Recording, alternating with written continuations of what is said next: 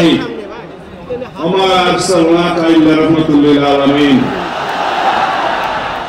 রাসূলুল্লাহ সাল্লাল্লাহু আলাইহি ওয়াসাল্লামকে সারা বিশ্ব ব্রহ্মাণ্ডের রহমত রূপে রব্বুল আলামিন প্রেরণ করেছেন।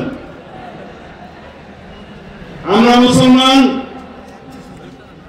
আমরা লা ইলাহা ইল্লাল্লাহ মুহাম্মাদুর রাসূলুল্লাহকে বিশ্বাস করি। রাসূলুল্লাহ সাল্লাল্লাহু আলাইহি ওয়াসাল্লাম বলে গিয়েছেন, আমি আখিরি নবী, আমার পরে কোন রাসূল আসবে না, কোন নবী আসবে না। যদি কেউ এর পরে কেউ দাবি করে থাকেন, নিজেকে নবী ঘোষণা করে থাকেন, তাহলে তিনি রাসূলুল্লাহ সাল্লাল্লাহু আলাইহি ওয়াসাল্লামের এই বাণীর মধ্যে নাই।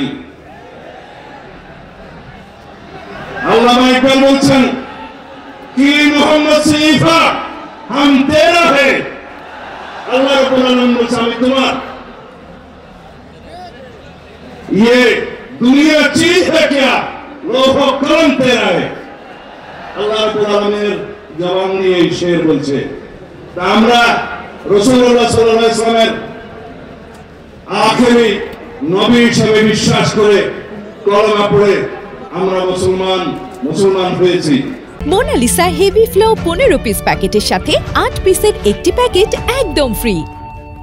বাংলাদেশের মানুষ হিসেবে আমরা এই দেশের নাগরিক হিসেবে বাংলাদেশী পরিচয়ে বিশ্বাস করি, কিন্তু সারা পৃথিবীতে সমস্ত মুসলমান কौम मिल्लत इस्लामिया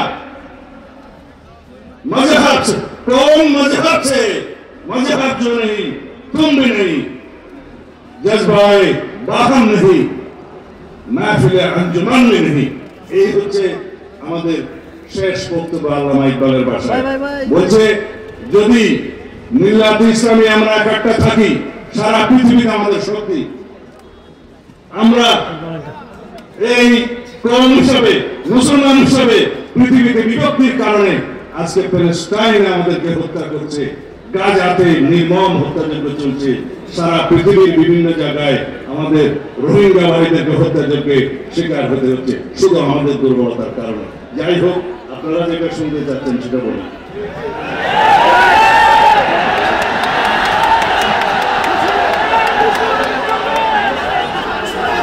ইনশাআল্লাহ যদি বাংলাদেশের রাষ্ট্র ক্ষমতায় সরকার পরিচালনার দায়িত্ব আল্লাহ রাব্বুল আলামিন আমাদেরকে দেয়, এদেশের জনগণ যদি আমাদেরকে মহব্বত করে দায়িত্ব দেয়, যদি আপনারা সবাই সহযোগিতা করেন, মঞ্চে উপবিষ্ট যারা রাজনৈতিক নেতৃবৃন্দ, পীরে কামেল, হযরত উলামায়ে কেরাম, আমাদের দেশের বুজুর্গানে দিন যারা আমাদেরকে পরিচালিত করেন, সবাই যদি আপনারা সহযোগিতা করেন, একসাথে থাকেন, তাহলে আপনাদের এখানে আজকে যে সমস্ত দাবি দেওয়া আছে,